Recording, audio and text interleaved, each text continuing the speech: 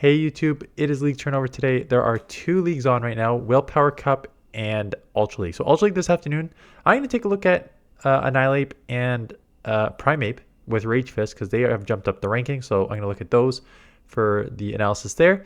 But for this, we are looking at top teams for Willpower Cup. Not a new cup, but with Pokemon that got buffed, it's new rankings.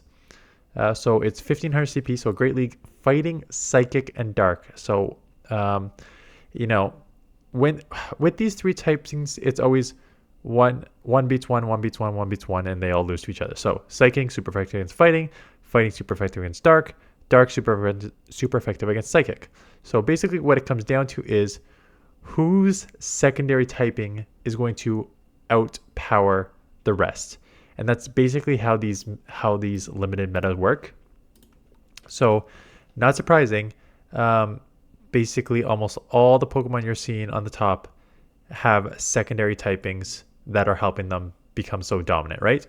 So you got your Poison Darks in Drapion, Quillfish there, Overquill.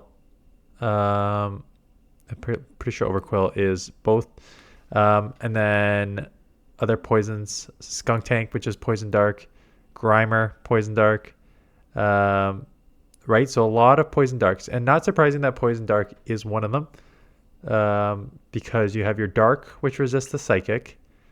You have Poison, which if there's any Fairy users, which there is, Shadow Gardevoir at 5, Charm, your Poison will offset that Dark weakness. The Dark for the Fairy weakness from the Dark, so it's only neutral Fairies, and then you can still with the poison also neutralize the fighting weakness, right? Because fighting is super effective against dark, but with poison you resist it, so you neutralize it. So the poisons have a really kind of leg up in this to start with.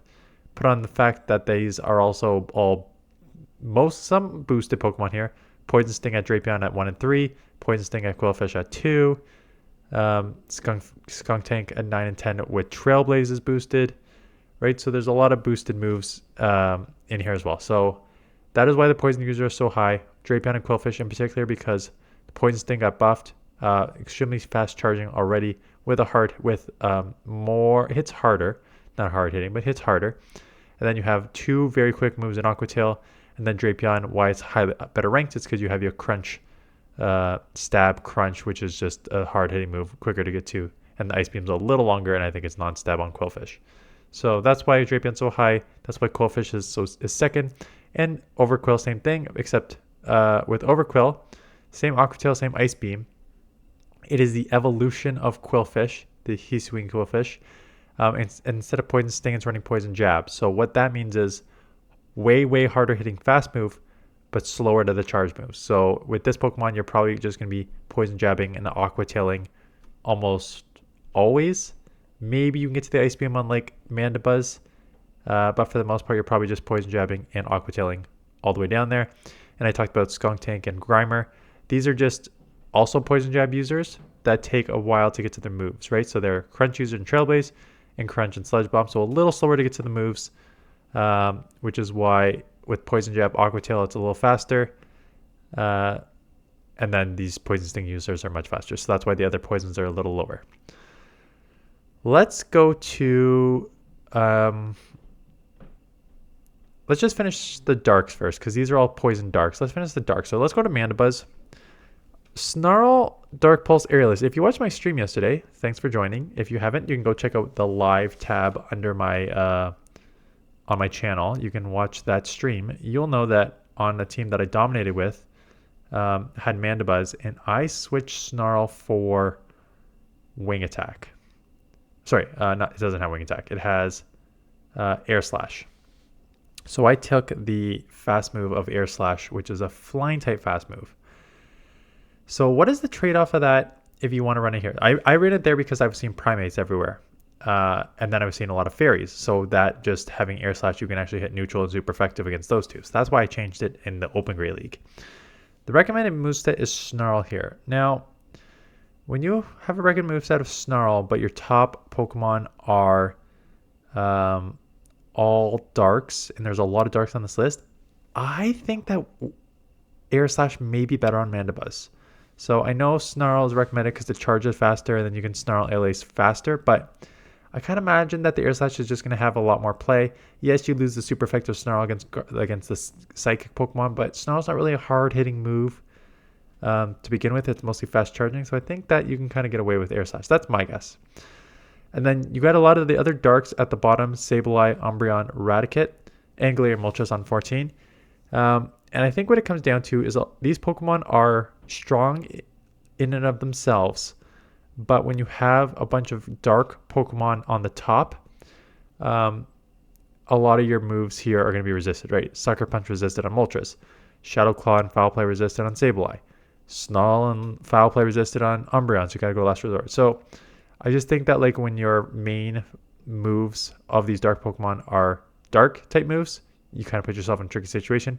Raticate is a quick attack and you could just go return. However, return and quick attack combo is very slow to get to. So you're going to have to rely on some crunches, which could put you in a tricky situation. So those are your darks. Let's go to no fighters. Not one fighter on this list, which is interesting even after the buff to Primeape.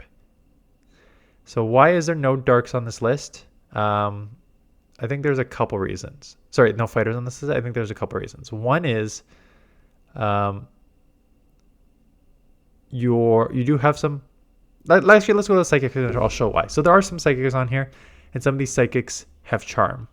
So Gardevoir, Shadow Gardevoir at 5 and 11. You have Cresselia, which has Moonblast with Psycho Cut fast move at 8 and 15. Hatterene has a Charm and Psyshock. Rapidash doesn't have any charge moves. So it does have Fairy Wind, but that's just not super hard hitting against. But then it's kind of spammy. So a lot of Psychic out there with Psychic or Charm type moves. So automatically that just puts your fighters lower. And on the second part is all your top dark Pokemon also seem to be either a dark poison or a dark flying. So that really that neutralizes your fighting. So between all those combined, that's why dark isn't as high. Sorry, that's why fighting is not as high in this meta. But with all these Psychic Pokemon, yes, Charm, Shadow Gardevoir is half Psychic, half Fairy. So you do get same type attack bonus on it. It should not be surprising. You're a Charm user in a meta that has fighting and Psychic into it. Yeah, fighting and dark, which you hit super effective against both. So Shadow Gardevoir up there, just watch for the poisons. So if you're going to build Shadow Gardevoir, have a couple answers for poisons in the back. I'll talk about Claydol in a second. Cresselia, very, very bulky. Moonblast is obviously for coverage on your darks, because that is what you are weak to as well. And then Grass Knot's just a quick coverage move. Rapidash with the new Community Day Wild Charge. So Body Slam got nerfed, so I think Fairy Wind Wild Charge combo is probably what a lot of people will do, just spam the crap out of that. And then Hatterene is another Charm user.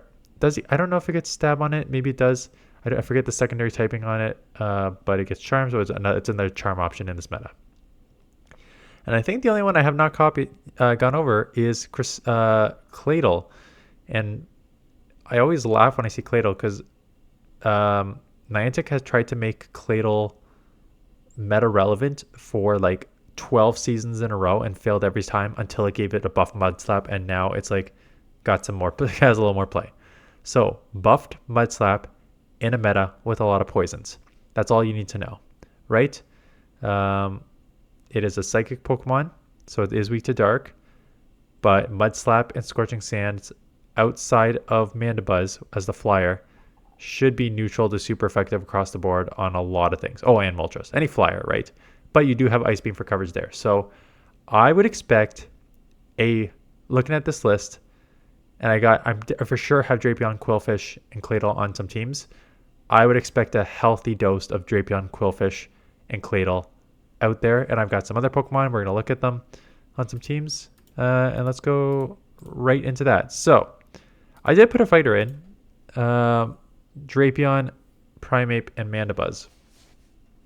So Drapion, number one, I always start with the number one Pokemon in the league just to see what their matchups look like. Again, on paper it looks like okay, not amazing, not great. Again, this is as a even shield, even energy scenario.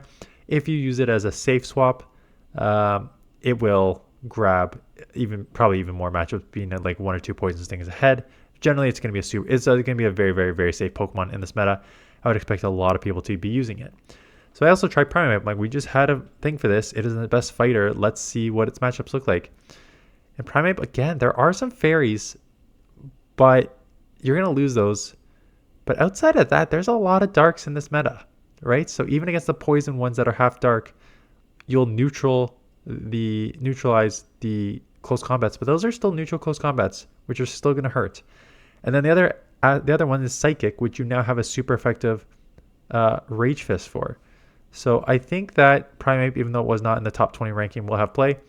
And then if you're going to use Drapion and Primeape combo, you need some bulk. So I use one of the bulkiest Pokemon on this list, and that is Mandibuzz.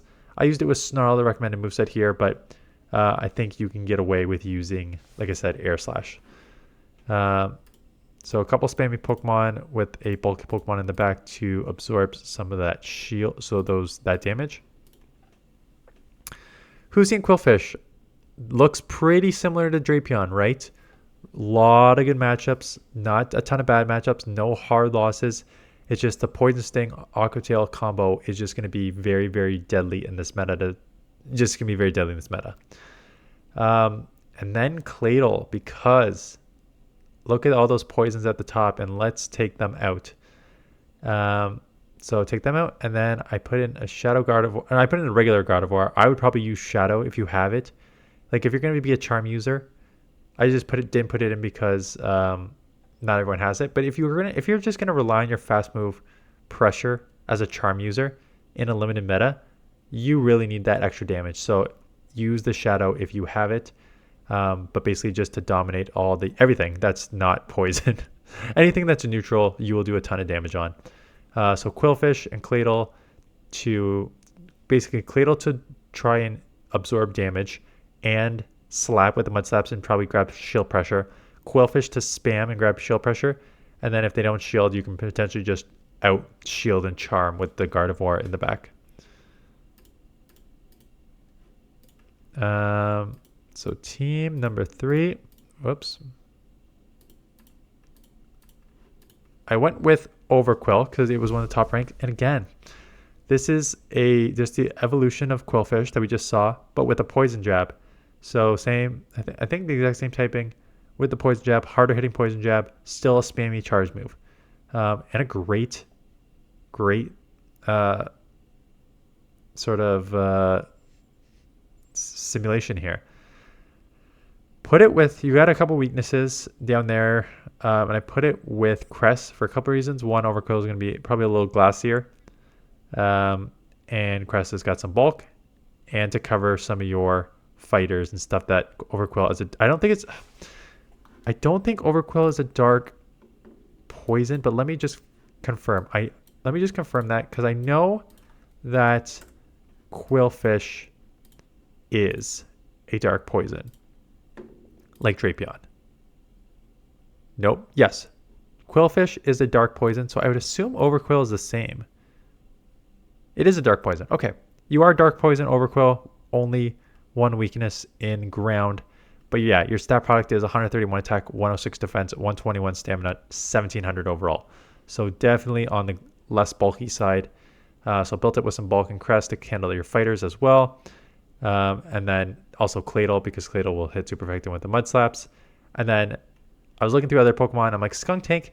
Okay, let's just run the ABB cell team. So I would run, if I was running this team, I would run Crest on the lead. And then if I don't see Claydol, I would probably safe swap Overquill, honestly. Even though you have the harder loss against Annihilate, which is poison.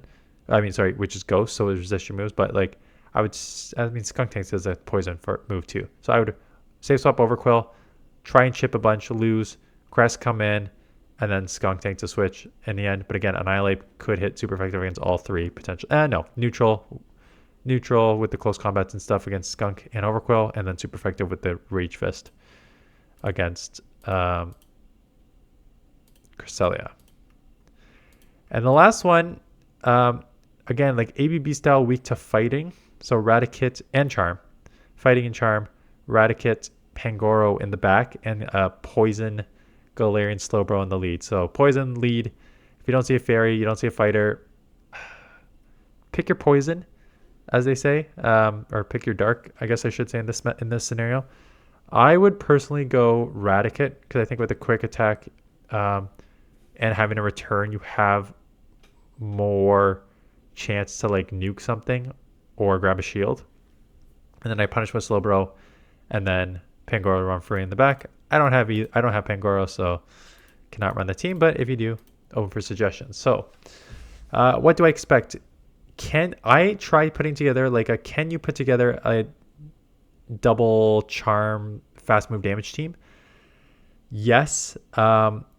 If I was, so here's team number 5 that I would suggest: Claydol, Shadow Gardevoir, and if you want to do Hatterene as a charm user, or something with a Rapidash, Galarian Rapidash, something like that. Again, Galarian Rapidash isn't a fast move damage Pokemon, but hits a double fairy option. So you can use Galarian Rapidash, try and draw out a poison. Being able to like slam body slams or would be okay.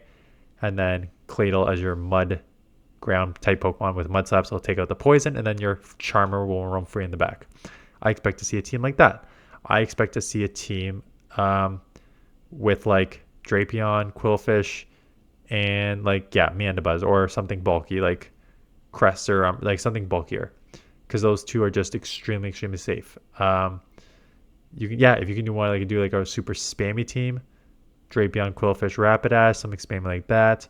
If you want to do some bulky team, you can do like Mandibuzz, Cresselia, Claydol. So there's going to be options for team building. At the same time, not a lot of options for Pokemon. I expect this to be a very limited meta. Same 10 to 15 Pokemon will be on every single team, and there's not much you can do about that. That's what happens when you are in a meta with only 3 typings. So let me know in the comments below what you plan on using, what team comp, what Pokemon. There is also Ultra League. Last week was Great League and Master League Premier. I did not showcase Master League Premier at all because Great League was an option. Great League is an option again, but it is a limited cup. I don't think Ultra League gets the views anyways, but I will be more likely to showcase Ultra League this week than I would if it was just like an open Great League, because I think people are going to get very sick of this too. But I will, if I had to guess this channel, it would be like 75% Willpower Cup, maybe 20% Ultra League, and then the last 5% will be, or 5-10%, I forget what I said was the numbers, will be like event coverage. So that is my plan this week. Anyways, that is it. Let me know what you are going to be playing this week, what you're going to be using. So that is it. Thanks for watching, and I will see you guys in the next one.